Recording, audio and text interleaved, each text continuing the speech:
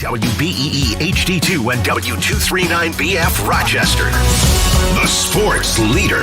95.7 FM and AM 950 WGR Rochester. An Odyssey sports station. Welcome into the Sports Bar with Gene Battaglia, where the voice of the Rochester fan is heard. Pull up a stool and join us at 866-4326. This is WGR Rochester, and the Sports Bar with Gene Battaglia is on. Now. 2 hours of sports talk excellence here in the Flower City under overcast skies from the downtown High Falls studios. Glad you're with us here today. 95.7 FM, AM 950, streaming for free inside the Odyssey app. We're on YouTube and on Twitch. You can give us a call at 585-866-4326. Hit us up wherever you find us on social media. The thing we do keep track of, the X account at WGR Rochester, is our handle. We will remain our handle. If you missed the announcement from yesterday, we've got, just like the Bills have 2 shows left beginning today. By shows, I mean practices. We have 2 shows left here in this time slot. Today and tomorrow.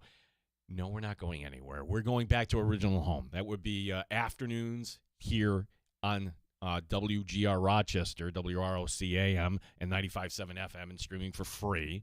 The sports leader in Rochester. And cannot wait. 4 to 6, we begin this coming Monday, August the 10th, with Jim Rome returning to our airwaves. And in this announcement yesterday, I got excited, and people were kind of congratulating me, which is kind of different. Like, okay, you're kind of getting your time slot back, which, I said, yeah, we're back in drive time. I went to Bill's camp today, and the icon, Mike Catalana, came up to me, and he said, hey, it's up there, drive time, where, look, if you're not accepted, then you're not busting balls. So, yeah, I had to kind of sit there and take it. Yep. So we're back beginning on Monday. And, look, this serves you, the Rochester listener, it better. Honestly, it does. As, again, we will have local ads beginning on our station. So, yeah, no more out-of-town stuff here on our station. As I said yesterday, the person responsible for that is no longer here. That was just gross incompetence. 585-866-4326. That's the Good Smoke Barbecue and Pub Wingman line. Award-winning barbecue from Good Smoke Barbecue and Pub. 135 West Commercial Street, East Rochester. Not East Buffalo, East Rochester. GoodSmokeBBQ.com. Was out at practice today. And our guest today will reflect the news of the day for the Buffalo Bills. Joe Marino, Locked on Bills podcast. He's back in town covering this team, and he'll be here for a few days and then heading out to the scrimmage Saturday night. I saw Joe this morning, like, look, Joe, you're great when it comes to X's and O's. Help us understand what Jim Leonard is trying to do with this defense. 5-man fronts. Is Rousseau keeping his hand up? Is he putting his hand down? How is this actually going to all look? How do you employ Michael Hoy? Right, and then the linebackers. What is it you're looking for in those 2 linebackers? Joe Marino, Locked on Bills podcast, will join us here coming up at 2:25. 1:25, Ian Mills, sports director, News 10 NBC, will be joining us. He and I had an interesting conversation about Keon Coleman, and it was some of the stuff we've been talking about before here. Like, yeah, it's a story. Is it really like a top 3 story with the offense? Like, honestly, you're hoping in a perfect world he's number 4 on this team in receptions. If James Cook, if that chatter about him getting more involved, maybe even number 5. But there was Keon Coleman today, and one play stood out to me. It was Josh Allen.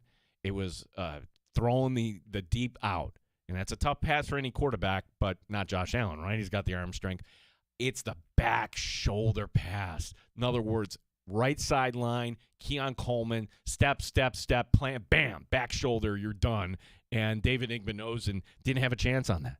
And when you see that, it's like, whoa, okay. Because Keon Coleman going against, defensive backs when you really don't know. But when you're doing a drill like that, okay. Well, there was something there. Ian Mills, News 10 NBC, will be joining us. Again, you can join us anytime at 585-866-4326. The table is set. Bills practice today, and boy, do we have headlines. Let's start with C.J. Gardner-Johnson. Get out there and like, wait, no, it can't be. 22 is out there? He's back today, folks, practicing fully. Right there alongside Cole Bishop. C.J. Gardner-Johnson talking about the return here. Feeling good. Feel like 100% ready to go. Health as well, so just continue to trust the trainers and coaches. I stay positive. I don't really get too negative. I got a lot of trust in this training staff here, more than other places I've been, so I was ready to see what it was and get it knocked out the way. Well, it's it's kind of it's a thumbs up there, but I don't know who he's pointing the finger at. Was that Houston? Somewhere else? C.J. Gardner-Johnson talking about that. Here's more from the Bills' starting safety. I'm going good. I got to catch the damn ball when it get thrown to me. I can't drop the ball into the field, and really just being there for my team. It's been actually in a good camp. I'll probably say gave up 2 MEs, other than that, I'm feeling good. Yeah, and like the talk about anybody that's saying this guy's a problem, I don't know what you're talking about, honestly. He's got a different personality for sure, and maybe that personality can rub some of the people the wrong way. This version of this Bills locker room is kind of similar to other years. There's just strong guys in this locker room. And we don't have the cut here, but he was asked about having this new friendship with Deion Dawkins. Like, Deion Dawkins is a leader on this team. He is a left tackle that you can still consider one of the best in this league. He is a voice in that locker room. Like, it's a great fit here for 1 year. That's my opinion. I cannot wait to see how the Bills employ C.J. Gardner-Johnson. The idea that, oh my gosh, he had a live stream on the first day. Really? Coach went over and said, hey, can we not do that in the locker room, the training room? Yep, no problem, Coach. Again, what is the problem here? Sal Capaccio did ask him also about his time ending in Houston. And, yeah, that got him fired up a little bit there. Oh. Yeah, you remember the Bills open up down in Houston. So, yeah, C.J. Gardner-Johnson will be ready for that game. And, again, everything is good to go. I don't need to see C.J. Gardner-Johnson out there Saturday night. I don't need to see him against the Carolina Panthers 1 week from Saturday in the first preseason game at Highmark Stadium. You just need him there week 1. And when we talked to our medical expert, Dr. Charlie Schumann from Lattimore Physical Therapy, the one thing he kind of brings into focus, like there were reports from Schefter, in other words, okay, it's a strained calf, 4 to 8 weeks, we really don't know, and you're thinking, all right, well, maybe you get him back in September, but you don't know. And what the Bills or what any team worth their weight in salt are not going to tell you, they're not going to tell you what the grade of the strain is. Is it a grade 1, a grade 2, a grade 3? And you learn like it was the least of the 3. So he's back out there, and it wasn't limited today. That's fantastic news. Another story we can put to rest, well, at least for now. It was funny because while the offense was working, I was at the other end of the field, and then all of a sudden I noticed, wait a second, there's 16 walking over. Now, Tyler Bass is a new number. He gave it up to DJ Moore, which, okay, that should happen, right? Like, big-time receiver comes in, you're the kicker, do the right thing, and take a new number. And Tyler Bass did just that. In fact, Tyler Bass wasn't, on the team technically last year. We haven't seen him kick. Curious because there's not another kicker on this roster. Okay, where are we? And all along, the special teams coach, everybody's saying, nope, this is all part of a process, And then sure enough, I'm like, he's actually going to go over there and start to kick. And I just filmed a little bit of it. So it's on my X feed at Gene Battaglia. You want to see Tyler Bass actually kicking. Also, another funny thing, too, because there's Brandon Beane standing right there next to him, arms folded. Like, instead of what? I'll ask Tim, our fine producer, Tim Schneider here. What would be more unnerving for you? Having a guy come off the corner and try to block the kick, or having the general manager stand right next to you as you're attempting your first field goals here in a team setting in, I don't know, a year? The guy determining whether or not I'm employed being right next to me while I'm trying to do my job would be a little bit scarier than just doing my job. Absolutely. So let's take it a step further, shall we? Like, practice next week?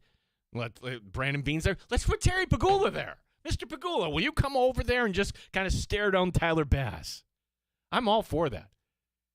This isn't really a new idea. Dan Campbell had this idea, but it wasn't with a human. It was with a different mammal. Remember that idea that he wanted an actual lion out there behind his kicker? Like, doing death traps at training camp. Like I don't think the Humane Society would be into that. I don't think that PETA would be into that. I don't. I think it's funny.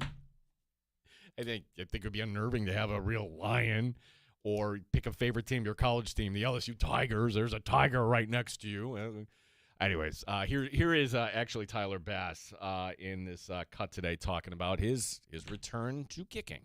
You know, I've done it for a while. I have the experience, but it's all about just getting repetition, getting reps, just building that belief in your snapper and your holder. And I think we're well on our way. And it's been, I know you guys have only seen me kick once, but we've kicked a lot before that, so we're excited and can't wait. You talk about looked really good.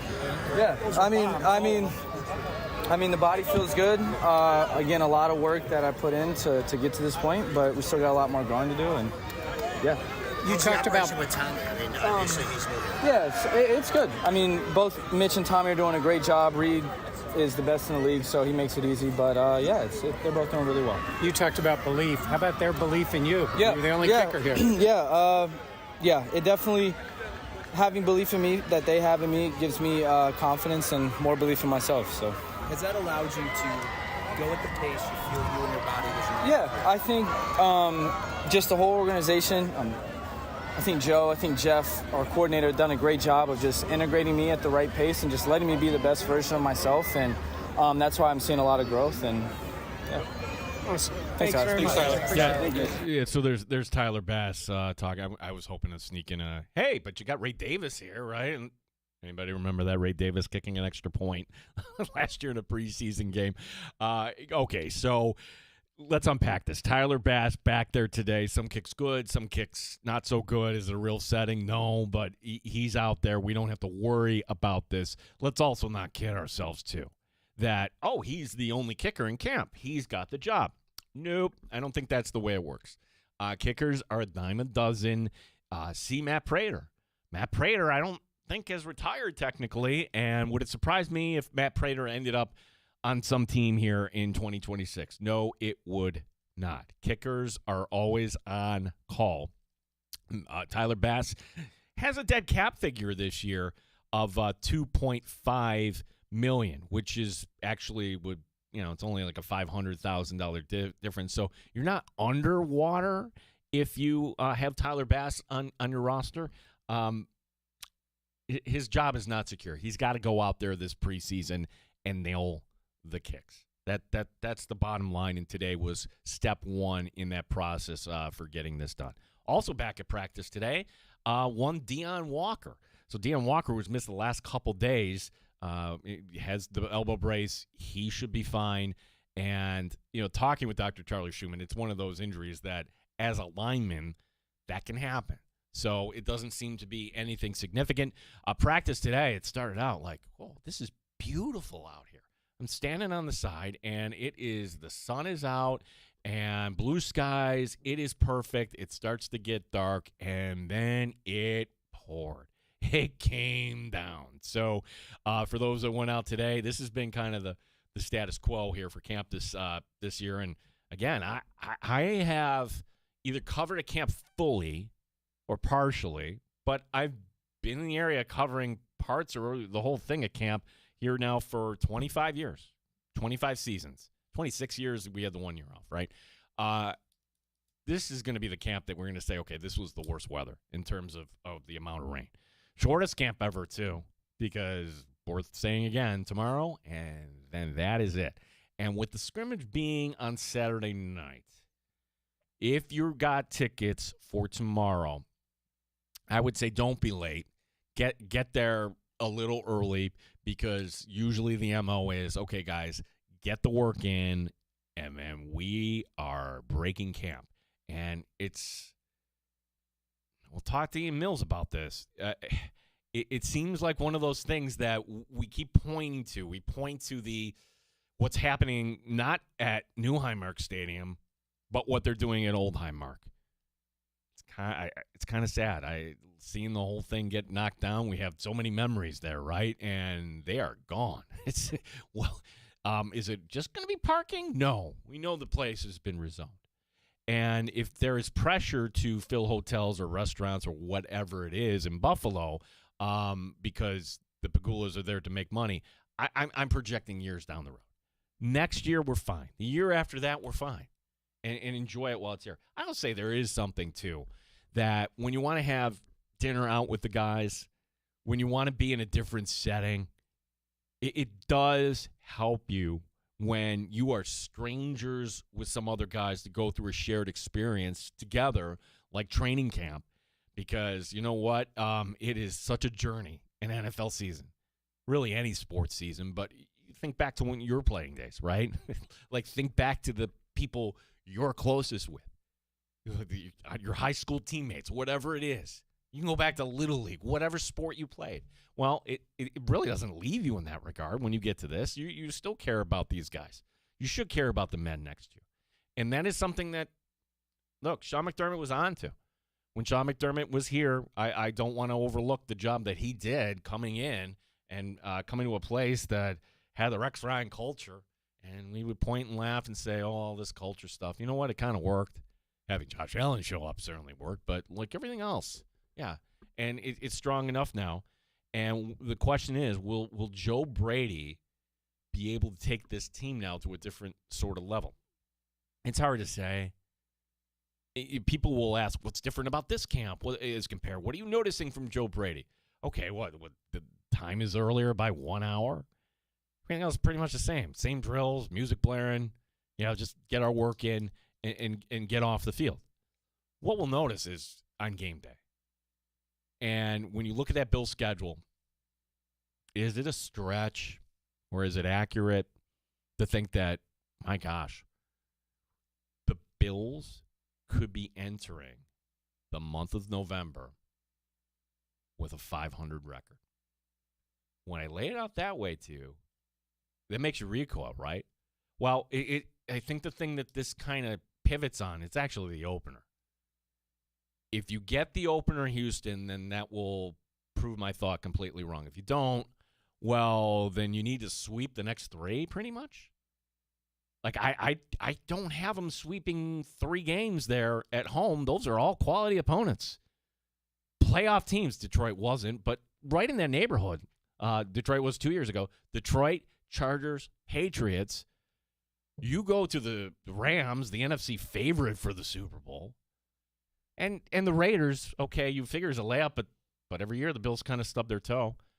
Like, if the Bills don't get that Houston opener, if they take 2 of 3, but they leave 1 on the table and then home stretch, they get the Raider game, but they lose to the Rams. If they lose to the Rams, if they lose to the Chargers, and if they lose to the Texans, yeah, that's a 3-3 record. And then you have the bye week. And 3-3 going to a Baltimore home game. Ooh. Yeah, I think I'm ready for that matchup against the Houston Texans in week 1. 585-866-4326 is our number. Joe Marino, Locked On Bills podcast next hour. Ian Mills, News 10 NBC, to join us here in just a little bit. We will have Tim's terrible take of the day. That'll be coming up as well. Another story, too. And we do have football tonight. We've got the Hall of Fame game. Ian Mills, that's his station tonight, NBC. Yeah, hear the music. Dun, dun, da, da, da. Yeah, let me sit down. And then you get into it for 10 minutes and 4 plays of Carson Beck. It's 2 teams you don't care about, Arizona and Carolina. Apologies to the one fan of each listening right now. And players you don't know, players that aren't going to make the team. But, hey, let's go downstairs, and there's Melissa talking to this Hall of Famer. Oh, it's Drew Brees. Drew, what are your thoughts going into the Hall of Fame? And really that's kind of it. It's a kind of a warm-up here for the football season. I'm bringing this up also in this regard, that I wondered what this weekend would be like when we have the greatest Hall of Fame snub in history, the storyline revisiting itself. The first year that Bill Belichick is eligible and he's not going into the Hall of Fame, there is no explanation that you can give me that would convince me otherwise, that this was a personal vendetta from Bill Polian, from Tony Dungy, and others, right? This is, you're a Hall of Famer, but we're going to make you wait. All right, so it was one of those, like, from the Western New York standpoint, like, you're kidding me. Bill Belichick isn't going into the Hall of Fame. This is dumb. I always wondered what this weekend would be like. Would there be some Belichick Fest in North Carolina? Would we see pictures of Belichick and his child bride, Jordan Hudson? And then this story comes out today. And I want to hear this. That Belichick's son, Steve Belichick, has been placed on indefinite medical leave. Oh, boy. So things going from bad to worse in North Carolina. You have the general manager being put on leave for, well, who knows what, bad behavior, So, okay, you're down him. But now, indefinite medical leave, okay, that doesn't allow you to ask a follow-up question and doesn't really kind of quell your concerns. And it doesn't invite the opportunity to have fun this weekend if you wanted to say, oh, my gosh, I'm hoping that we get some Jordan Hudson little petty things on Insta or whatever it is. And maybe we do. I mean, how tone deaf is Jordan Hudson going to be this weekend if she's going to be petty that her boyfriend isn't going to go into the Hall of Fame, but her future stepson, who is 12 years older? Yeah, that's a little. No, I don't think we nor should we. If we see things from Jordan Hudson this weekend, I'm going to be like, okay, and by the way, we haven't heard from her in a while. I thought for sure when, hey, we were all fixated on Diana Rossini and Mike Vrabel that, hey, look over here at this, and we haven't had that kind of influencer take from Jordan Hudson in a while. Thought this was the weekend that was a setup. So, look, we're Bill's show certainly, but we wish Steve Belichick the best getting back onto the field. 585-866-4326. Talk to Ian Mills, some Bills football next. My name is Gene Battaglia here in WGR Rochester.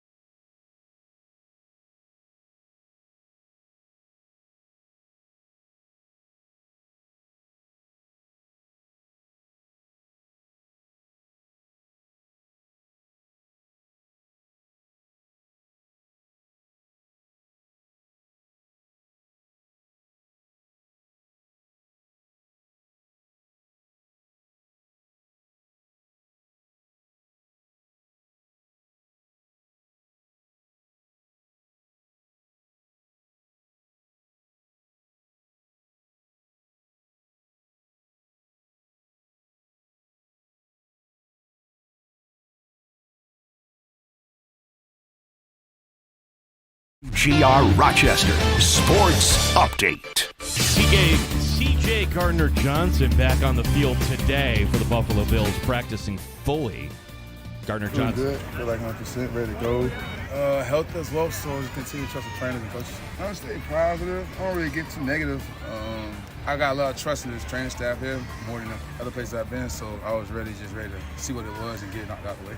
Deion Walker also back at practice today. Tyler Bass with his first kicks this camp. We'll talk some Bills coming up next. Ian Mills, News 10 NBC, to join us here in the Sports Bar. Camp will break at Fisher after tomorrow morning's workout. The Hall of Fame game, it's tonight. The Cardinals and Panthers in Canton, Ohio. Rochester Red Wings tonight at Scranton. Gene Battaglin, the sports leader, 95.7 FM and AM 950, WGR Rochester.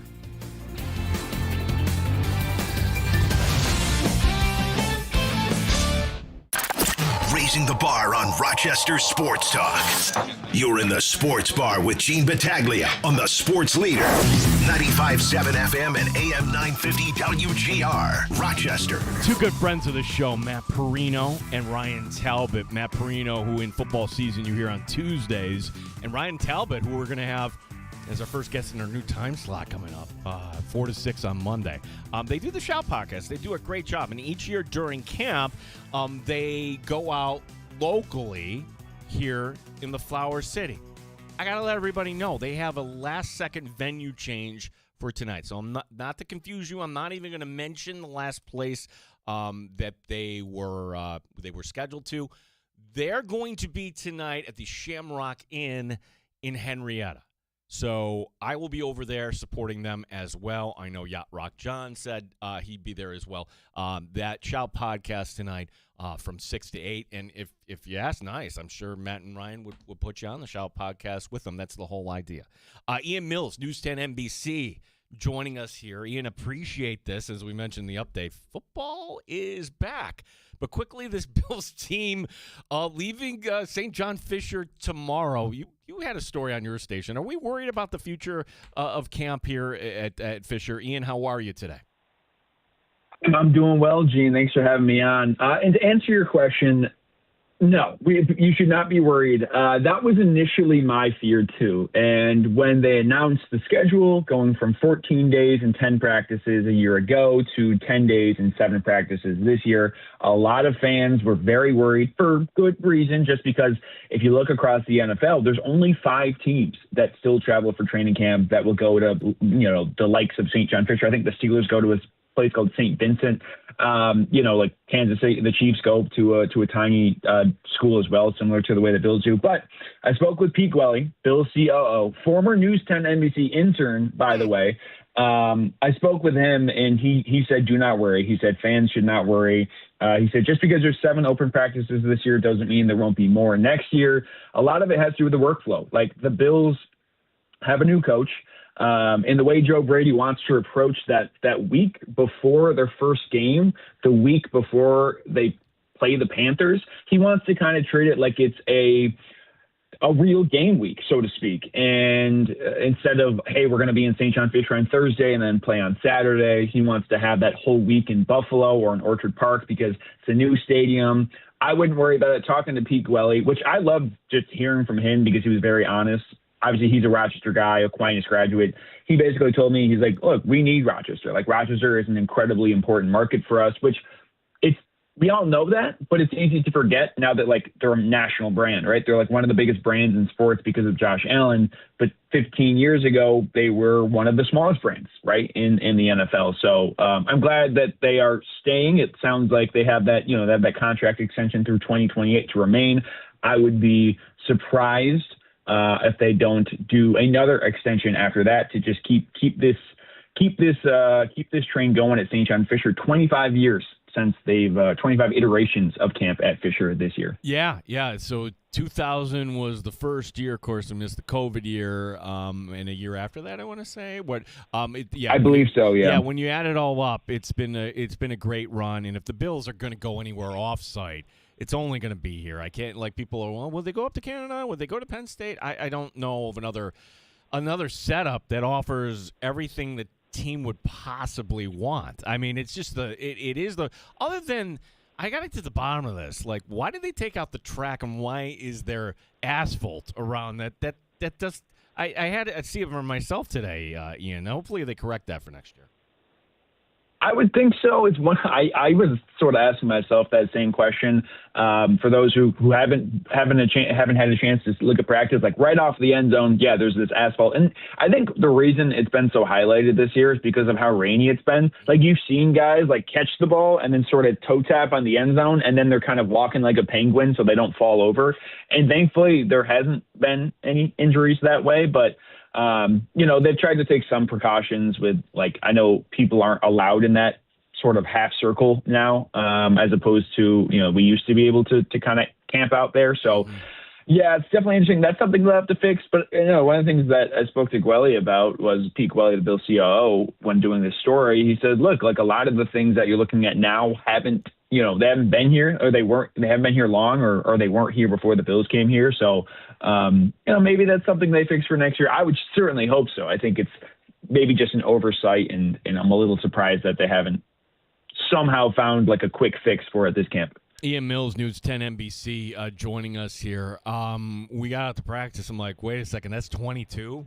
C.J. Gardner-Johnson is actually out there, and there he was running all the drills. So your thoughts on Gardner-Johnson, not just coming back today, but overall, like, what does he add to this defense?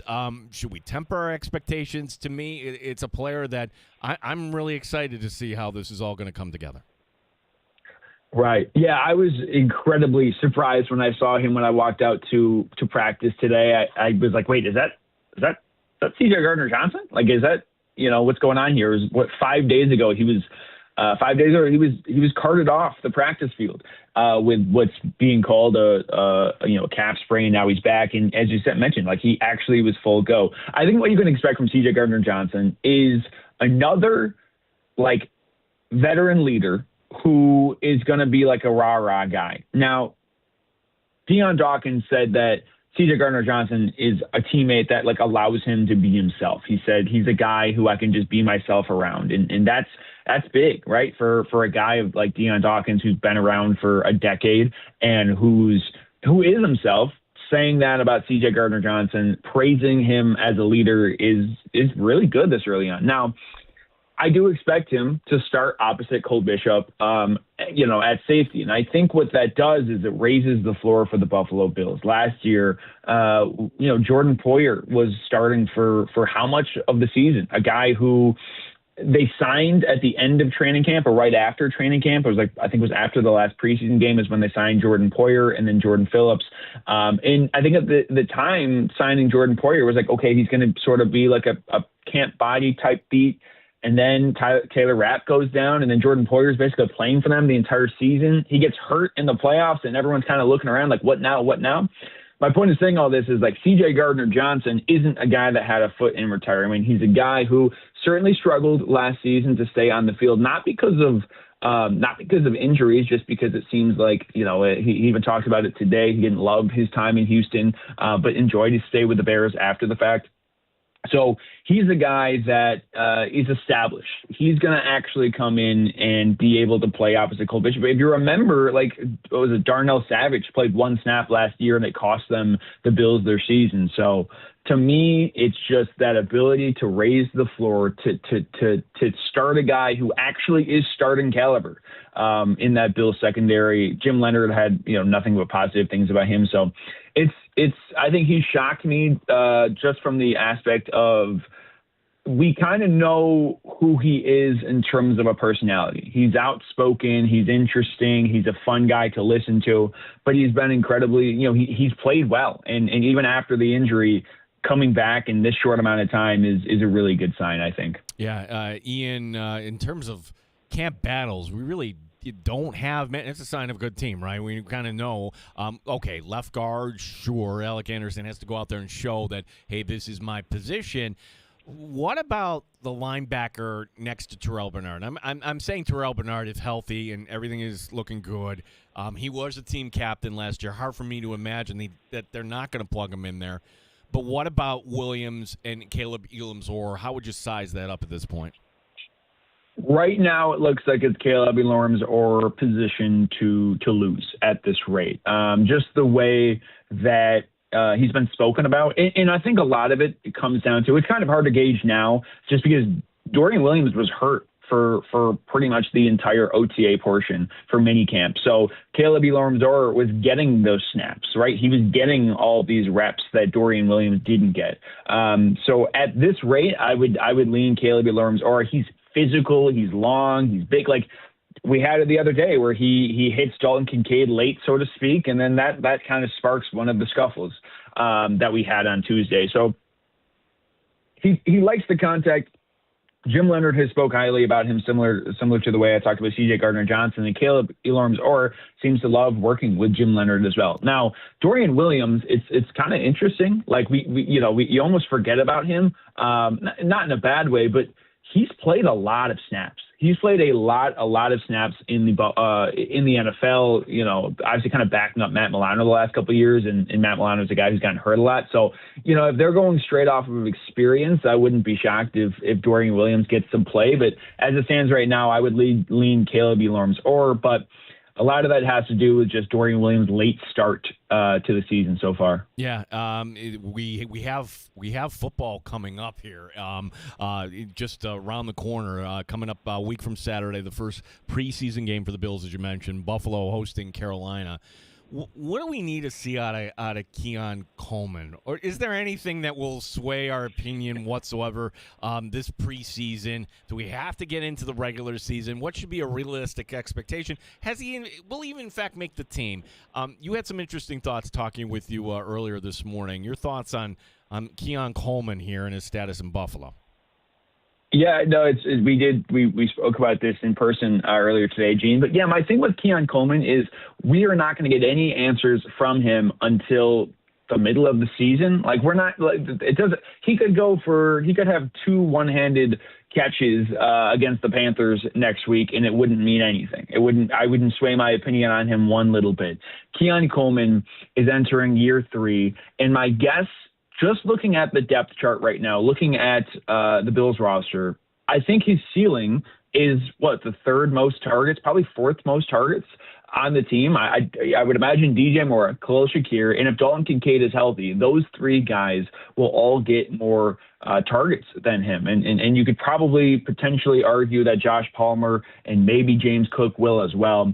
The thing about Keon Coleman is we've heard, this offseason, this training camp and last training camp about, his approach to the game, how serious he's taking it, how mature he's gotten. I don't doubt any of that. Like, I'm not here to sit around and be like, well, that wasn't true. Maybe it was. I'm not like, I can't tell you exactly what he's doing in meetings and his approach to practices. Clearly he was late to practice on more than one occasion last year that had him basically get benched by Sean McDermott.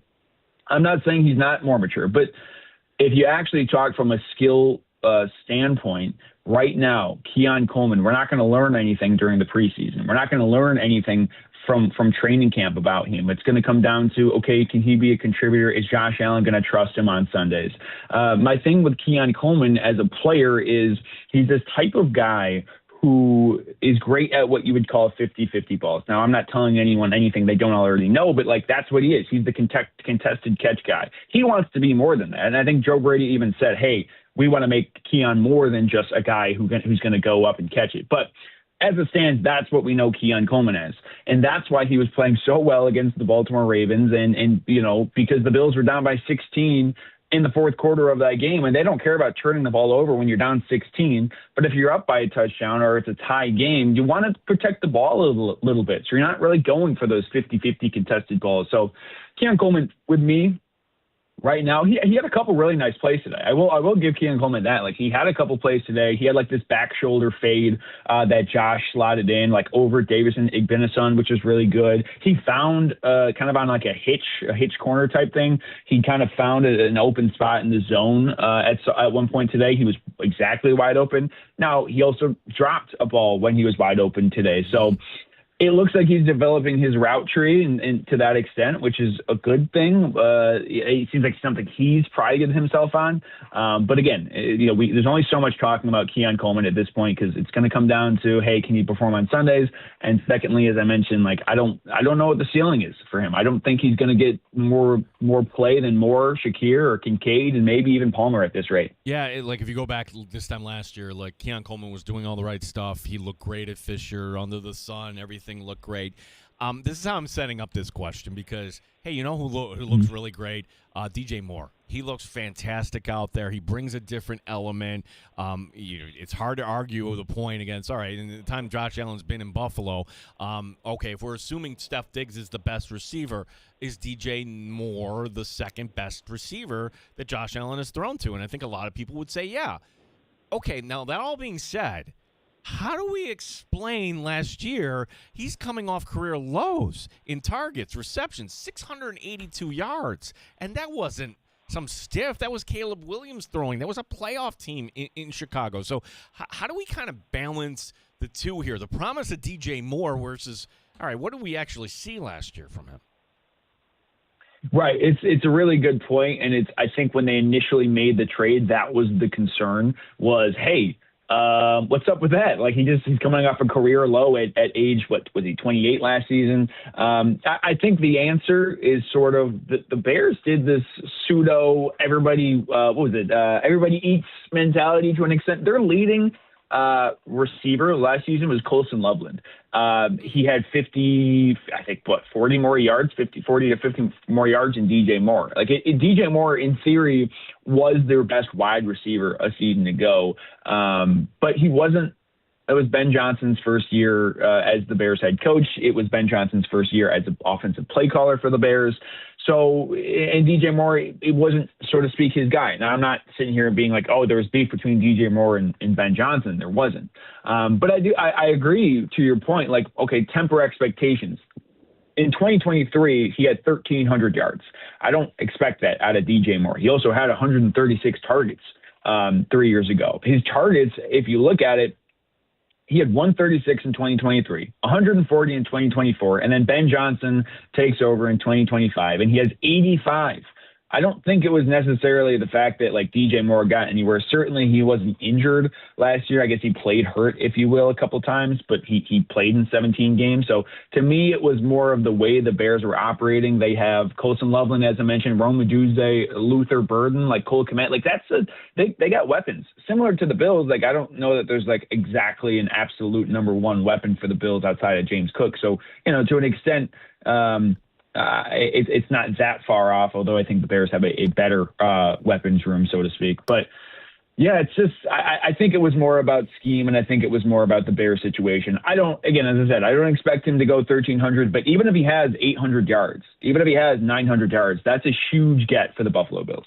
Yeah, it's a good. That is, I guess, the point is that Moore, Dunze, and Luther Burden actually kind of split all the numbers pretty close last year. Although Dunze played 5 less games than DJ Moore, and that's a young quarterback throwing to the tight end a little too much. But our guest here, Ian Mills, News 10 NBC, on your station tonight. Preseason football. Now, be honest. How much are you going to be into tonight's game, there, Ian? It's a really good question, Gene. I actually, a week ago, I was super excited for this game. A week ago, I saw it on the calendar, and I said, I cannot wait because it's, camp's just kind of exhausting. It's really tiring. And then when you get a chance to watch, like, football that you're not covering, that you're kind of just able to watch, that excites me. But sitting here, 7 hours before kickoff, 6.5 hours before kickoff, whatever it is, I think I'll watch the first quarter. It's Carson Beck. Carson Beck versus Kenny Pickett, I think, is what we're going with. That's an intriguing quarterback. In terms of Hall of Fame games, that's an intriguing headline. Most Hall of Fame games are two guys we've never heard of from an FCS school. These are two legit quarterbacks, and by legit quarterbacks, I mean guys that we've at least heard of.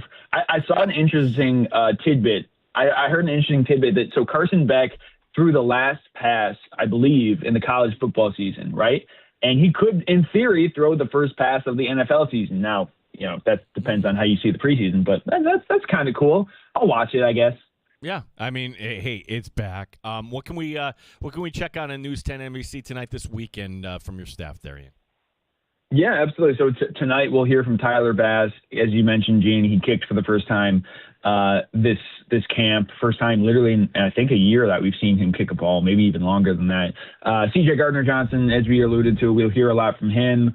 I did a sit-down interview with Ian Wheeler. You've probably never heard of the guy. He is right now fighting for a roster spot as a running back / special teamers. He was the United Football League championship game MVP. I did a sit down with him. He was incredible. He's a very good football player too. Fast, explosive, like runs guys over. Like he's good. He's legit. But an incredibly interesting story. Tore his ACL, got cut twice, went to the UFL, and now he's kind of fighting for a spot. Joe Brady called him incredibly bright, and then talking to him, it's like, oh no, he's like, Joe Brady didn't lie. Like this guy's really, really smart. So we have that. I ran that last night, but that's stuff that highly encourage anyone to check out. Doing a couple other stuff like that, but right now it's kind of recapping camps and doing some profiles on some guys. Well, fantastic, Ian. We'll check it out. Let's do this again. Appreciate your time and insight today, bud. Be well. Thanks so much. Thanks so much, Gene. All right, Ian Mills, News 10 NBC.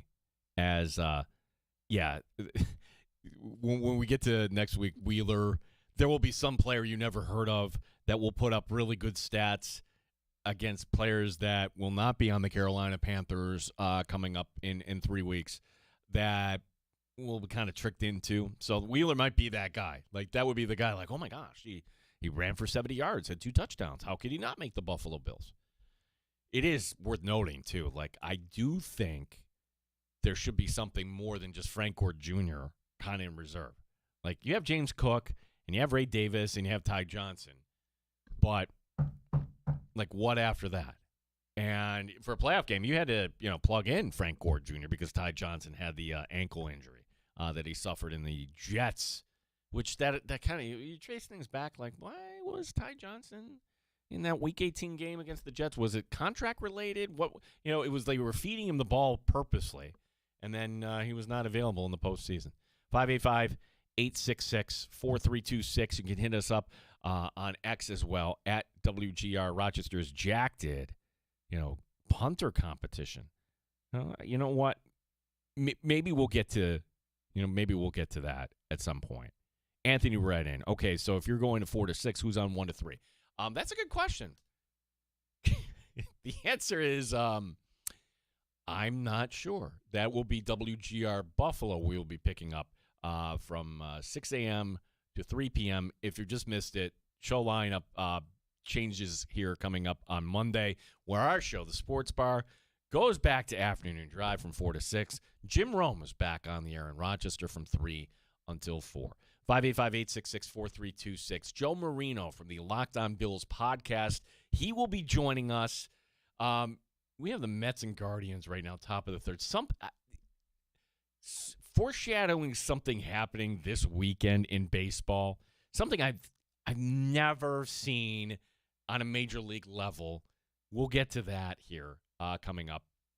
We'll have Tim's terrible take as well. Take a break here on WGR Rochester.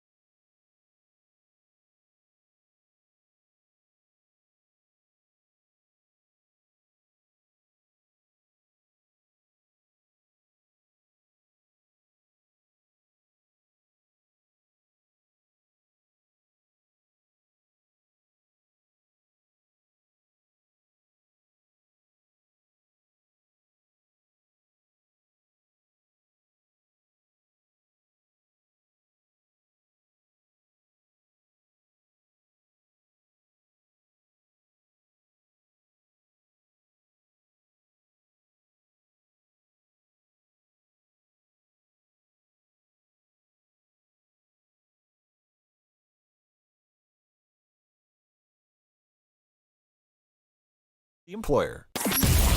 WROCAM, WBEE HD2, and W239BF Rochester. The sports leader. 95.7 FM and AM 950 WGR Rochester. An Odyssey Sports Station. WGR Rochester. Sports Update. CJ Gardner-Johnson. Yes, that was him, number 22, back on the field today, practicing fully. Veteran safety talking about camp so far. I'm feeling good. I gotta catch the damn ball when it gets thrown to me. I can't drop the ball in the field, and really just being there for my team. It's been actually in a good camp. I probably say gave up 2 MEs, and no other than that, I'm feeling good. Defensive tackle Deion Walker also back. Tyler Bass with his first kicks this camp. Joe Marino, the Locked On Bills podcast, to join us next. Hall of Fame game tonight. It's the Cardinals and the Panthers. Rochester Red Wings tonight playing at Scranton. Rochester tonight in Scranton. The Mets are in Cleveland. They're taking on the Guardians. Mets are up 5-2 in the third. Gene Battaglin, the sports leader, 95.7 FM and AM 950, WGR Rochester.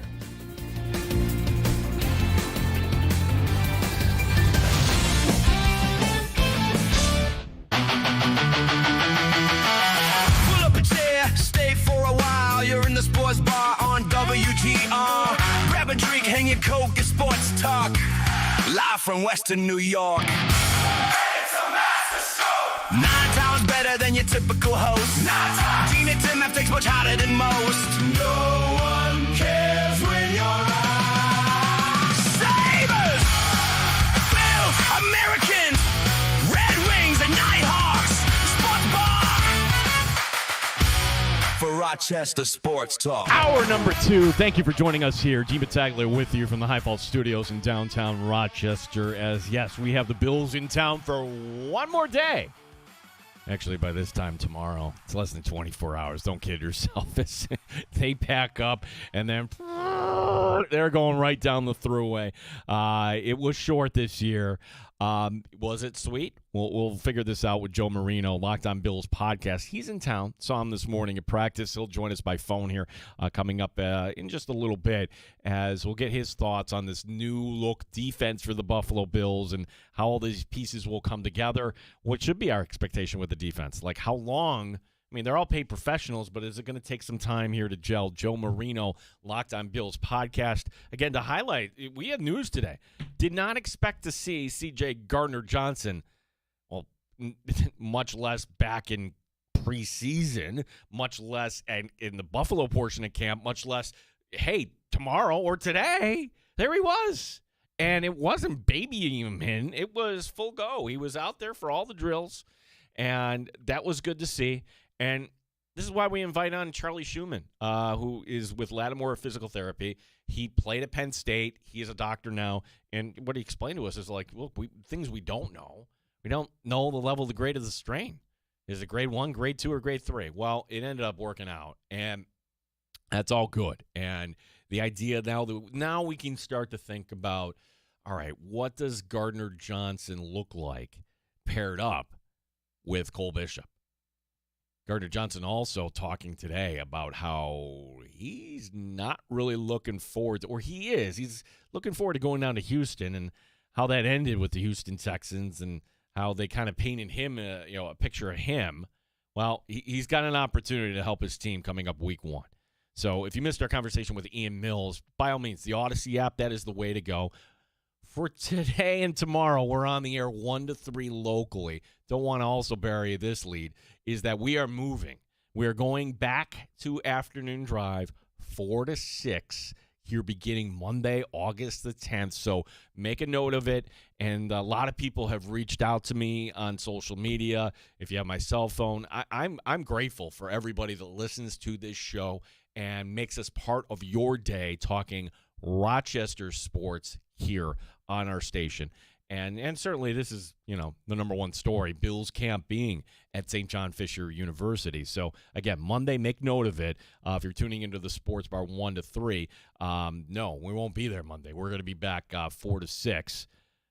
We are going to be 6. No softball for you, Tim. Or if you are going to be late. I'm sorry, bud. I'll get through it. We'll be okay. You'll be okay. Priorities. Maybe priorities. Maybe the rain will continue. That's fine, too. Who knows? Softball forever. It was. I I feel like I smell here. Like I just feel like I did not have an umbrella today, so I went out there. I'm like, oh, I'm going to be fine. And the sun was out, everything's good, and then wasn't thunder or anything. It was just kind of a downpour if you went to practice. And hey, for the Bills, let them practice in bad weather. I don't care. But for everybody out there today, it's okay. Ian Mills was earlier. You can listen to that. Joe Marino coming up in a little bit. It's time now on the award-winning show for the award-winning segment.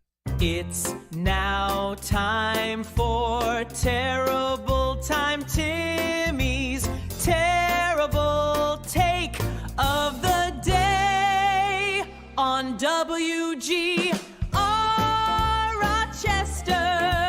WGR Rochester. It's Terrible Time Timmy. Now, wait, Tim, I don't know if you saw that invite. When I say award-winning show, we are award-winning from the New York State Broadcasters Association.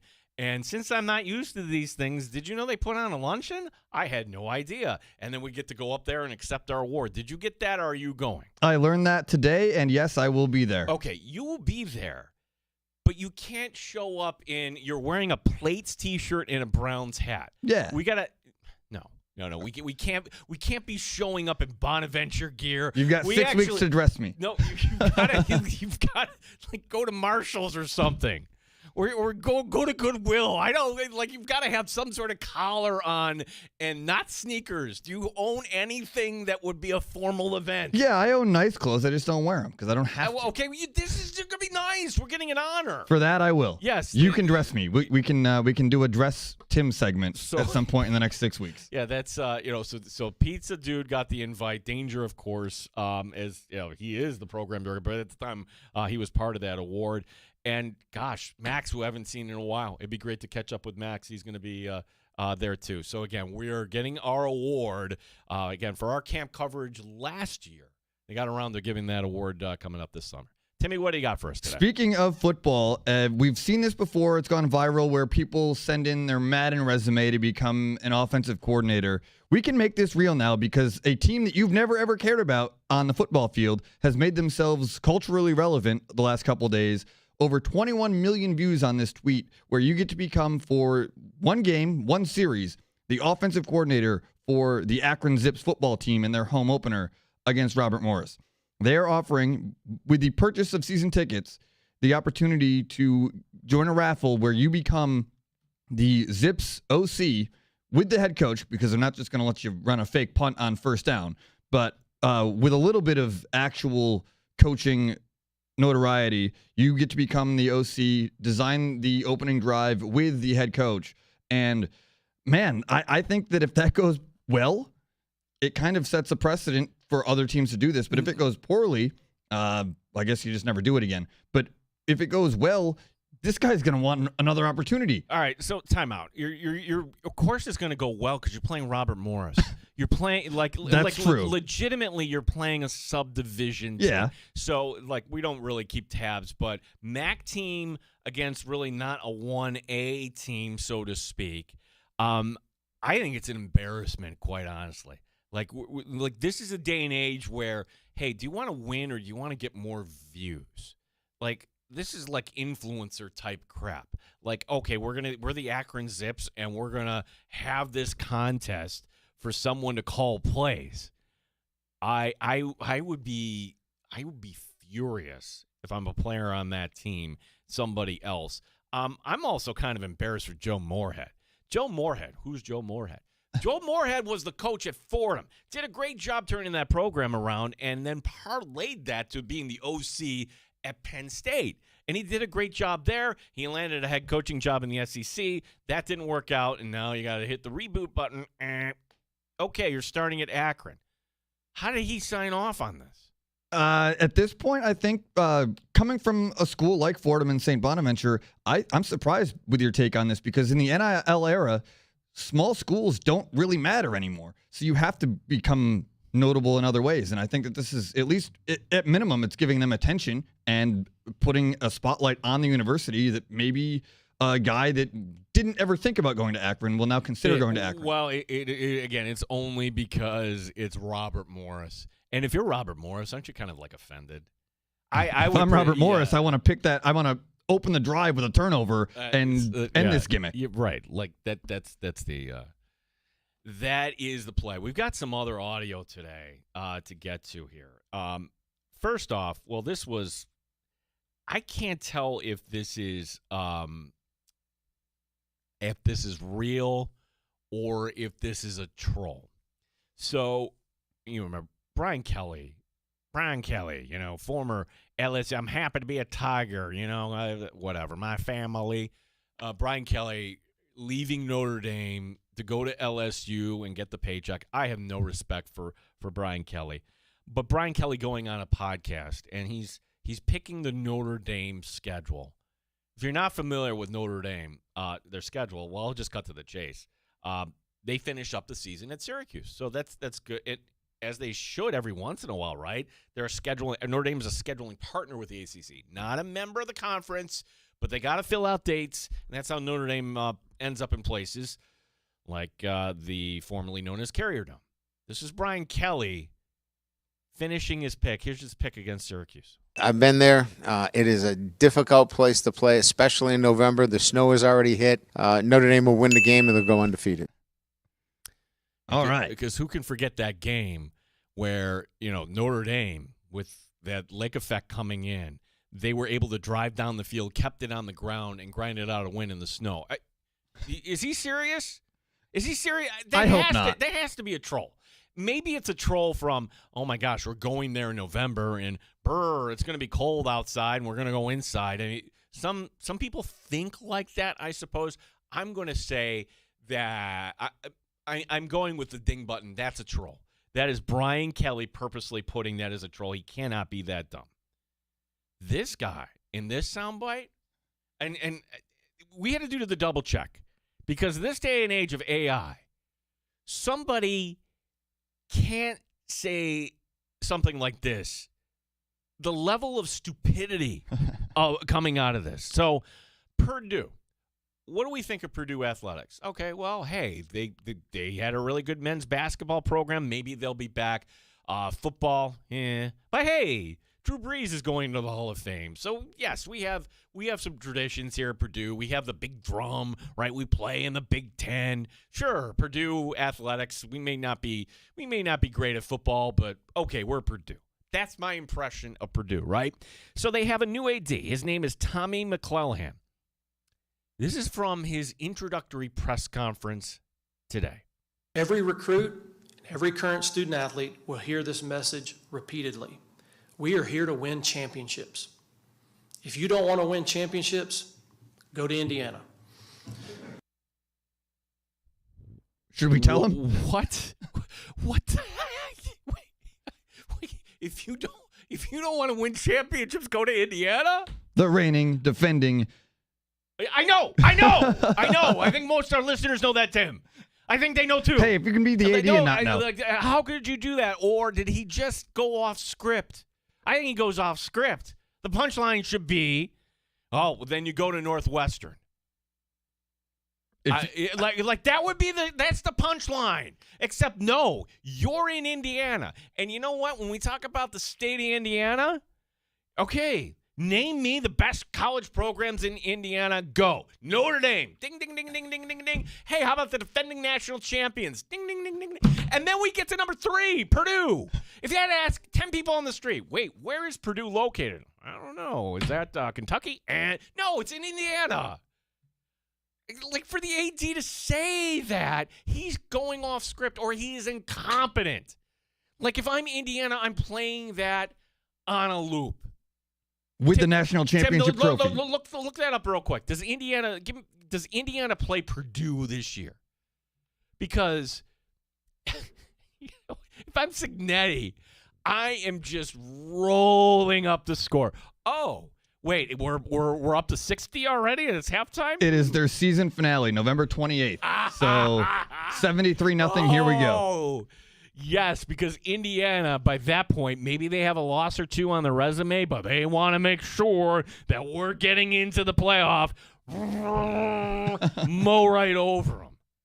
Oh, my God, that is a stupid. Can you play that again, Tim?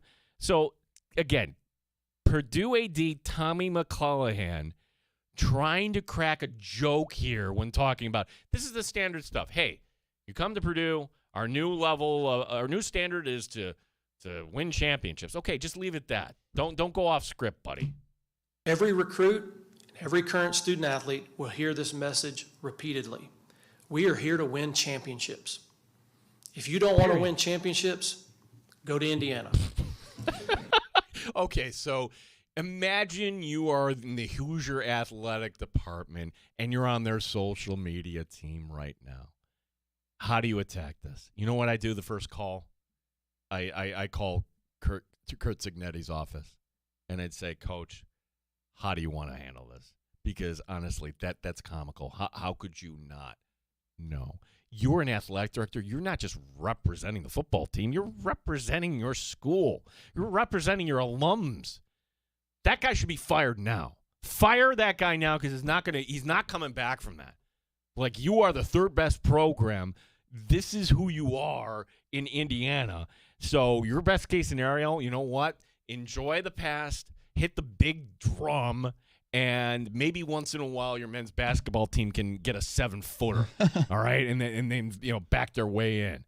And what was P.J. Glasser's line? Like, well, they're not Purdue, they're Purdue. They lost to they lost as a 1 seed to a 16. And they bounced back the next year. 585-866-4326. So my weekend, I'm not actually going to be at the Blue and the Red scrimmage on Saturday night. That's not because I couldn't get I have a media credential. It's because I made these plans back when you're in the gray months of Rochester in March. Hey, I'm ready for baseball. And think of how you're all you're excited. You're optimistic, as I was for the New York Mets season. And I talked to my brother Kevin, who, by the way, is the chief of the North Greece Fire Department. I'm the schmo in the family. He's doing good things, right? And I'm like, and my nephews are like, hey, let's plan a baseball trip. You guys love Pittsburgh. We never been to Pittsburgh. Now I know you're Yankee fans, but how fun would it be if we just went down and just had a guys' weekend? Yeah, absolutely. We're all in. Yep, you get on it, Gene. Great. Book the hotel, get the tickets.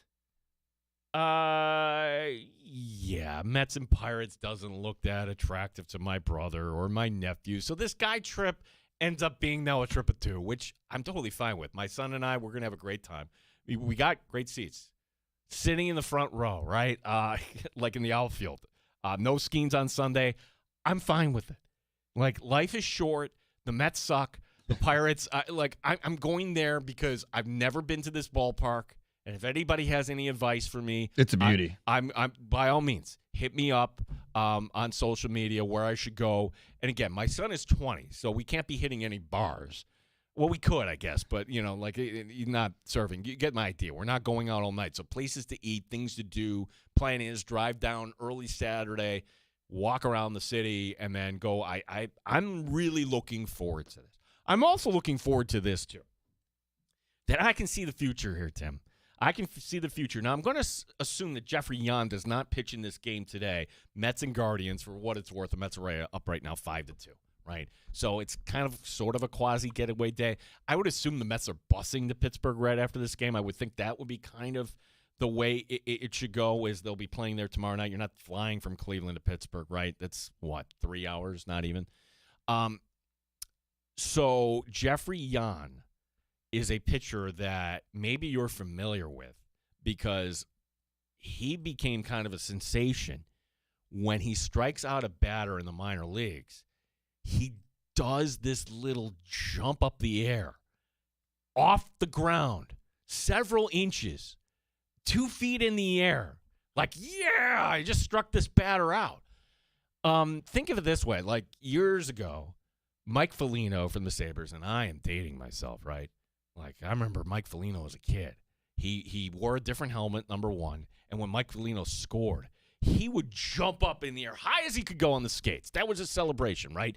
And maybe you saw this. Remember Marcus Foligno, his son, playing years later for the Sabres, kind of does the same thing. Doesn't have anywhere the lift as his old man. But But that's okay in hockey.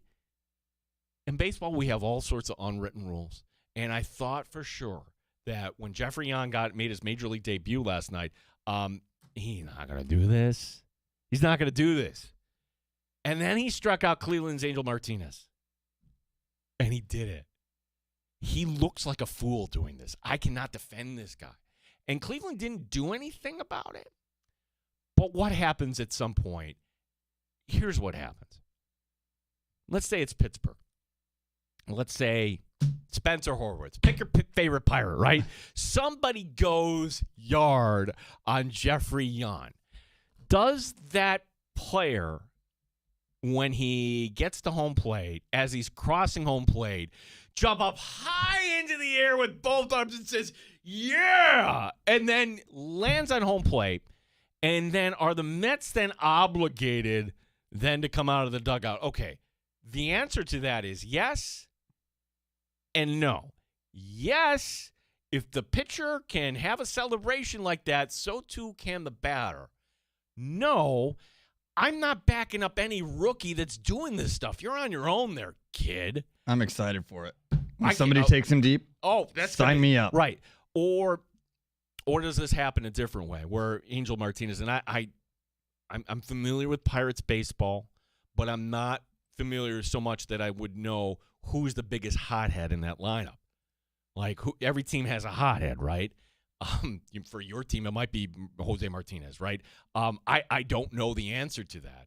But if Jan strikes out a player and he jumps up into the air, okay, does that player then point the bat at him and say, don't do that? I don't know.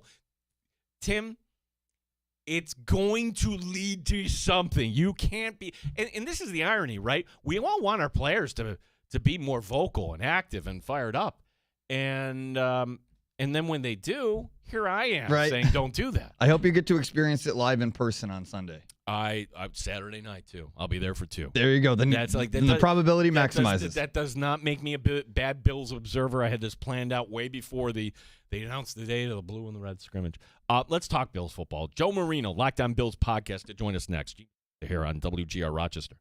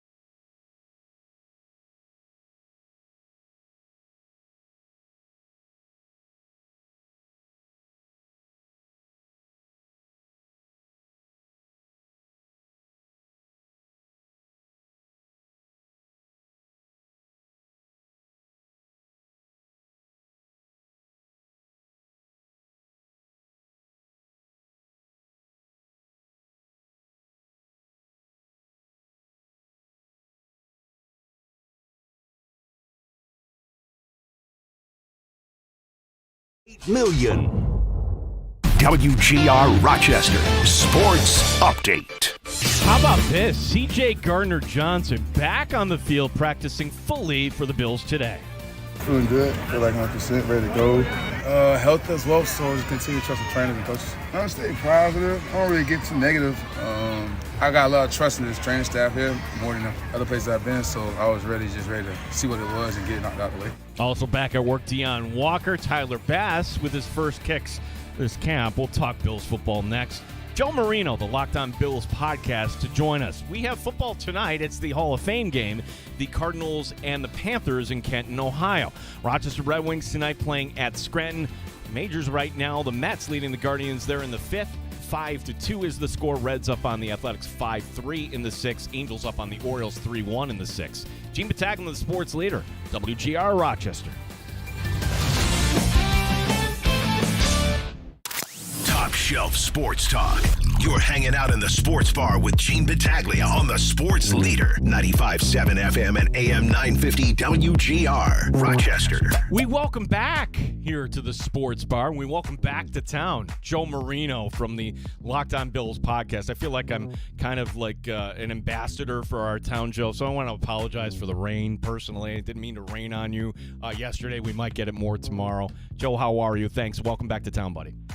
Hey, thanks so much. I'm glad I got a good little 10-minute shower today, or else it wouldn't have felt right. So yeah, it's good to be back up here. Yeah, I didn't allot myself enough time to get back and maybe change clothes or whatever, so I'm feeling a little sticky. Gardner-Johnson, that's kind of the headline story here, but of course we're pleasantly surprised he's back there. But Joe, what is a player like this? We haven't seen a player like this in Buffalo, both personality-wise and maybe a safety-wise. Let's just kind of open up on that side of the ball. How do you think he kind of pairs here with Cole Bishop in this new-look Bills defense? Well, I think he's certainly an identity piece for the direction of this new defense that is going to be really different compared to what Sean McDermott ran, and you're going to see a lot more risk-reward, more blitzing, more man coverage, and I think C.J. Gardner-Johnson is just that type of high-variance player where he's going to make really dynamic plays on the ball, and he's going to fly around and hit people and make big tackles. But, through that, there's going to be some full-speed mistakes as well. And I think that's just playing into the identity of this type of defense that is more dictating terms and forcing the issue. And, they're not really going to play on their heels. But that obviously comes with a bit of a trade-off. And so CJ, I think, embodies where this defense is going. He's extremely versatile. He can play from depth. He can play in the box. He can play in the slot. And I think that interchangeable nature to go with Cole Bishop gives the Bills a lot of potential with how they can use both safeties in an interchangeable way because they are both so versatile. And I think you're going to see a lot more one high safety looks in this defense as opposed to the split field safeties. And they're going to lean into that playmaking ability that CJ has. And, to see him back on the field today was a really pleasant surprise. And it seems like that injury was very short-lived, and he was flying around. Didn't feel like he had any restrictions today. It was good to see him back out there. Yeah, philosophically, is it in the Sean McDermott defense, like passing-wise, you never really saw a passing play go out the door. Like very few to like, oh gosh, the Bills just got burned, 60 yards here. Do we have to brace for that once in a while here if we're going to be rolling the dice here, Joe? I think that's a fair expectation. If you're trying to look back at that Denver defense and apply some of those ideas to what Jim Leonard's going to do in Buffalo, I mean, that's a little bit of what you get. And obviously that was a defense that was heavily penalized. They, a lot of defensive pass interference, a lot of defensive holding. And that's just because they're willing to put their corners and their defensive backs on islands, right? One-on-one with all the space. And, they're tested in some different ways. But obviously the offset is that you're going to heat things up. You're going to potentially force quarterbacks into quicker decisions that don't quite allow the play to play out how that quarterback wants. So you're dictating those terms, and it's risk reward, but it's different. And that's typically what happens when you shift away from one coach or one style. You kind of go to the other side of it, and I think that's what we're going to see in this defense. And yeah, it's going to be a little bit more leaky in terms of the pass, but maybe not as leaky against the run like we saw from McDermott's group. Yeah, and Cole Bishop too. Like if you go back to this time last year, hey, we had questions. We didn't see it, and then all of a sudden the light bulb went on. What can this defense do, this new look for Cole Bishop? Are we concerned at all that this might not put him in the best spot, or do we think that this is exactly the thing we want to see Jim Leonard's defense bring out the best, even better in Cole Bishop? Your thoughts on Bishop entering year number 3 here, Joe? Well, he obviously had the big sophomore, breakout last year, and I thought it was interesting. Jim Leonard was asked about Cole Bishop during his first training camp presser and said, they're certainly mindful of the breakout happening in a different scheme. And he actually said that part of the benefit, if you will, to Bishop not participating in the OTAs and then mandatory camp as he was kind of working back from some injury stuff was that it put him in a position where, they were able to work through the mental side of the new defense before he had to kind of be thrown out in the fire. And then, of course, with him being full go for training camp, he's now been able to pair those mental reps with the physical reps on the field. And so Jim Leonard felt like that was potentially something they can leverage to make sure that he can continue to play at the level that we saw last season. I do think the defense works for Cole because Cole is versatile. I think he can play from depth and in lower alignments and in the slot. And so, the opportunities will be there for him to play all over the defense and, maybe even more so in playmaking roles because he's not going to be in those split field looks as much where, that's, hey, keep it in front of you, drive downhill. He's going to be asked to take the air out a little bit more. And obviously there'll be a little bit more space that he's responsible for, but that could unlock more, the splash plays. So I think he'll be fine. He's a talented young player with no physical limitations with a, Jim Leonard safety. I think he's going to do well. It's just, how quickly he could pick things up, and sounds like they leveraged his time off the field during the spring to get the mental side down. Yeah, we're talking to Joe Marino, Locked On Bills podcast, sticking on that side of the ball and going up front now. From practice today, Greg Rousseau, and like one thing you notice, he's wearing number 15, right? And comes through, makes a nice play, things you would expect as a defensive lineman. How does this work now if you're going with a 5-man front, whether it's Rousseau or Bradley Chubb or Michael Hoyt?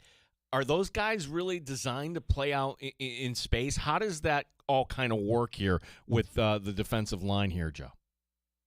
Well, I mean, obviously they're making the switch to a 3-4, which is going to invite a lot of 5-man fronts. And the exciting thing about that is you can now isolate offensive linemen. You're not in alignments that are going to be as inviting for double teams. And so this scheme will put the defensive line, the front, in more opportunities to just play one-on-ones. And that's good. I mean, obviously it's harder to beat 2 blocks than 1. And I think by the structure of how you're lining up, you just won't be able to, from a blocking surface perspective, do that as much. And so that's all you can ask for is the opportunity to win one-on-one battles. And so this group will need to do that. And I think they're going to do a lot of different movement type things with their front, which is stunts up front where you might have guys looping and, setting picks and trying to create runways and opportunities for guys to, maybe get ahead of steam and hit a rush move and make a play. So it's going to be a little bit more of a movement-based front that's not as static, less double teams, more guys on the line of scrimmage, hopefully more confusion for blockers. And, it just comes down to guys winning one-on-one. And if the Bills can do that, I think they'll make a lot of plays. Who stands to benefit the most? Is the answer to that question Ed Oliver? Oh, it's clearly Ed Oliver to me. That's the guy with just the most ability to win one-on-ones, to be quite honest, right? He's slippery and he's quick and he's got flexibility. And, I think while he's had his up and down nature throughout his time in Buffalo, I think when Ed's on and he's doing game record things, he looks really good. And unfortunately, we only got to see that for like 2.5 games last year, but going back to 2024, like the Detroit game on, I thought he played at a really high level and carried that into the limited time we saw him last year. But, he's the guy that I think drew a lot of doubles. And, he's not the biggest defensive lineman, and so that's not great for him to have to live in that world. But if you can isolate him versus guards more consistently, I think that's going to lead to more production and really him as the guy that I think benefits the most from this shift. I think Landon Jackson's another guy to point out. I know that it was kind of a lost rookie season for him last year, but he's bulked up. He's doing what he was doing in college. He's playing in tighter alignments. He's not super flexible, so getting him away from playing from width and getting him closer to the ball, I think, will help. And so, kind of an honorable mention there. But Ed's definitely the one that pops as the main beneficiary. Yeah, and then to cap off the defense here, leaving the question we're all kind of wondering about the competition. Now, my opinion, correct me if I'm wrong, if Terrell Bernard's healthy, he's your guy, right? Like, he's the defensive captain, makes some plays. Now, was last year great? No, but like I'm curious to see how he kind of comes along here in August. But give me your viewpoint here on Dorian Williams, who hasn't been healthy up until recently, and Caleb Elam's, or what do you need to see out of the rookie in order for him to make that jump there? Well, I think Caleb Alarm-Zor has kind of been the one who's popped the most so far in camp as a rookie, and he kind of offers a lot. I mean, he's got great size, over 230 pounds. He's really athletic. I mean, he's got legit 4.4 speed with size. He's physical, and he's really intense. I mean, you can see the confidence growing. He's the leadership piece feels like it's coming together, with TB and Dorian out for most of the spring. It put him in position to be the green dot player and make the calls and be in the center of that defense. And I think he's leveraged that appropriately and hit the ground running in camp. And I think he's probably been the most impressive backer the Bills have had out there.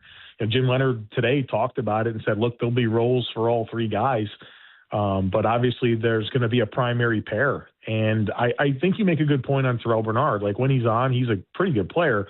But what I like about the new scheme here is that it takes him out of really having to be that classic traditional Mike linebacker, and he can be more of the weak side player. And so you're going to have two inside backers in this defense, and one will be the downhill thumping guy that will plug gaps and blitz and really be the quick processor downhill. And the other guy is more of the cleanup player, the spill guy, the pursuit style guy that will have a little bit more on his plate in coverage, but isn't required to play into the line of scrimmage and take on as much contact as the Mike, the true Mike backer. And so I can see that pair of Caleb Alarm-Zor and Terrell Bernard really working. And I think it's going to be important for that role for Terrell Bernard to be reimagined, because he does have some limitations. He's not the biggest backer. He doesn't take on blocks very well, but if you can have him freed up and be more of a pursuit style role, I think he can matter. And that's kind of the duo I hope emerges. But, Dorian Williams is going to have something to say. It's a contract year, right? It's a big opportunity for him. And, I don't think that if you're the third linebacker, that means you don't have a role. And I think Dorian, as a guy that is fast and physical, obviously special teams, but, I like how they got him involved last year, whether it was like in certain three linebacker sets in short yardage to be a downhill player, but also sometimes in sub packages to rush, to blitz, to set picks, to sometimes be a spy player on mobile quarterbacks. There's a spot for him as well, but there will be a primary too. And I think they're sorting that out, but they all bring good complementary traits to the table, and it'll be exciting to see how it plays out. I think they all have a chance to be successful in this defense. Yeah, we see the plan on paper. But I guess my question is, do we expect growing pains? Like, is this going to be kind of a process for these guys to get it down? Or should our expectation be, hey, this is C.J. Stroud, and this is not the most fearsome of offenses that you're going to be facing here in week one of the NFL season? Detroit, on the other hand, maybe that's a different story. What should our expectation be here, at least at the outset here, when it comes to the defense, Joe? I think there's a lot to be excited about. I am really a big fan of Jim Leonard and what he's about and his career and where I think his career is going. And there's a lot of personnel to be excited about. But I think there's probably another offseason worth of moves that are going to be required to really give Jim what he's going to need for this defense to fully come to life. And so I think we should have a level of expectation that there will be growing pains and that you do have everybody in a new environment and, the whole time on task and reps and time in the scheme, that's out the door, right? That's not a thing anymore. This is year one of all of this.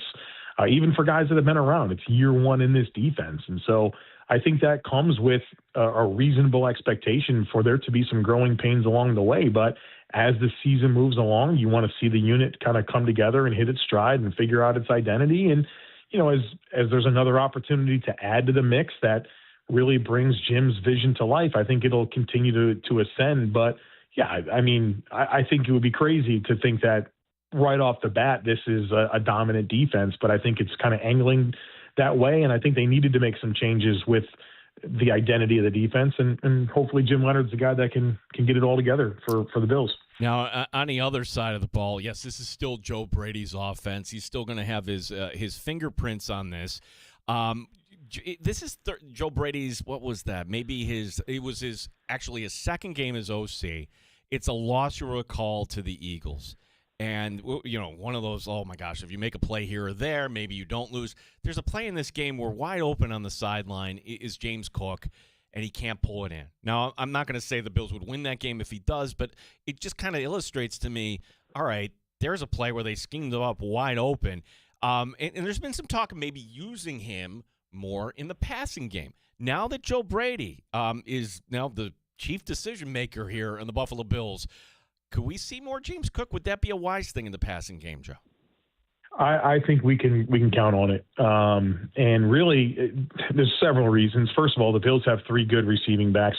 Certainly was it 2023, the drops for James Cook were very, very disappointing. But, that was kind of his thing. Like when he was drafted, the whole thought was that James Cook's going to come in and be this big-time receiving back. Now he's developed into so much more, but the receiving volume just hasn't really been super impressive compared to what you thought and where some of the other top backs produce.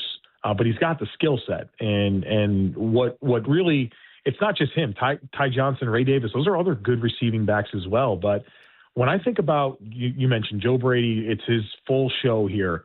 Joe Brady declares himself as a Sean Payton disciple. Well, I believe that to be true, but also Pete Carmichael is the offensive coordinator now. That's truly a Sean Payton disciple. Those guys have been joined at the hip, it feels like, for the last 15 years. And if there's anything that's always characteristic about Sean Payton offenses is that they throw the ball to running backs.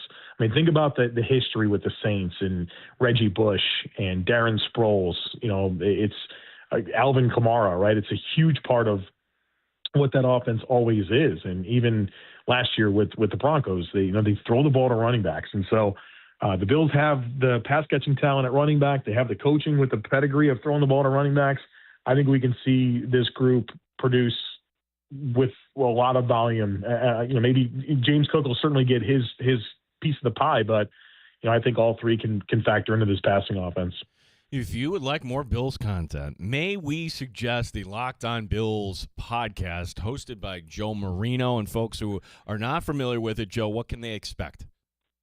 Yeah, I appreciate that. I do a daily podcast on the Bills, Locked On Bills. It's usually about 30 minutes a day, and we talk about the biggest storylines, a lot of big picture stuff, and have a lot of fun. So Locked On Bills, wherever you listen to your podcast. Well, great to see you at practice. Welcome back to Rochester, Joe, and hopefully we get to connect at some point during the season here once again.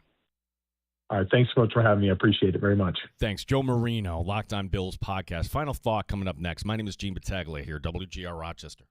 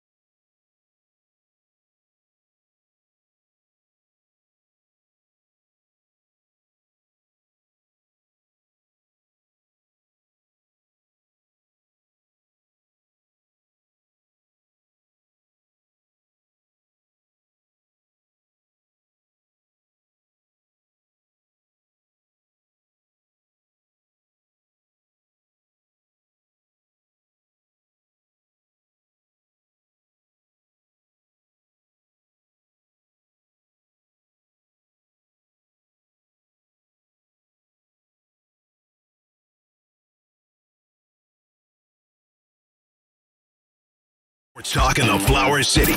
The Sports Bar with Gene Battaglia on the Sports Leader. 95.7 FM and AM 950 WGR, Rochester. So the Bills right now are one of the headline stories on ESPN.com. It's not, hey, like in our world, C.J. Gardner-Johnson is back. That's a headline story, but this is not the headline. The headline was that he can't wait to play the Houston Texans. And to me, this is not that inflammatory of a quote. Not at all. I'll just read it for you. It's a good team, not saying nothing on the front office or the staff, but the players, they're good. All the BS, cleaning that up, that came out, it was lies, but whatever. I just can't wait to see them. The Texans last year, they got to the 0-3 start. And Gardner-Johnson goes up to a couple corners. Lassiter being the one. And that was in front of the cameras and everything else.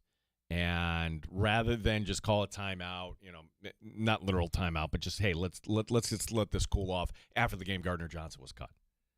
So that was interesting. Gardner, it all worked out for him, by the way, because he ends up in Baltimore for a brief bit. Then he ends up in Chicago. And then he comes to Buffalo. So are we prepared this year? Because we talked to, Joe Marino, Locked On Bills podcast. And look, there's pros and cons and everything. The pros of having this new look Bills defense. Yeah, we haven't had splash plays. Yeah, more pick sixes. Yeah, you also haven't had the passing play that just goes, wait, where was the safety on that? That's going to happen if you're going to have this. So knowing this, I mean, I don't think that you would have any finger pointing or anything like that, like they had down in Houston, Texas. This adds a little more spice, too. Because when they did the schedule, this was, I don't think this was done in mind, hey, the C.J. Gardner-Johnson revenge game. But I'm all for it. Like, what's the fear in this game? The fear is not C.J. Stroud. It's not the Houston running game. They're not going to – you can run whatever defensive alignment, okay? They're not going to be putting up points. Can the Bills do enough on offense against that great defensive front in Houston? Yeah, we're already talking about the opener. Why not? Because Camp at Fisher breaks tomorrow, which we will cover this tomorrow. Tomorrow, our last day, being in the 1 to 3 time slot. Monday, we are moving on up, moving to 4 to 6. Be part of your drive time home. And if you missed any of today's show, we had a blast here today. We talked to Joe Marino. We also talked in hour number 1 to Ian Mills of News 10 NBC. If you missed any of that, wherever you get your fine audio, including the Odyssey app, which you can go back to and listen in the Rewind feature. Thanks to the Dandalorian doing his fine stuff before, one more day for him, and he's out the door on vacation. Thank you to Tim Schneider, our fine producer. My name is Gene Battaglia. Shope and the Bulldog coming your way next year on The Sports Leader, 95.7 FM and AM 950 WGR Rochester.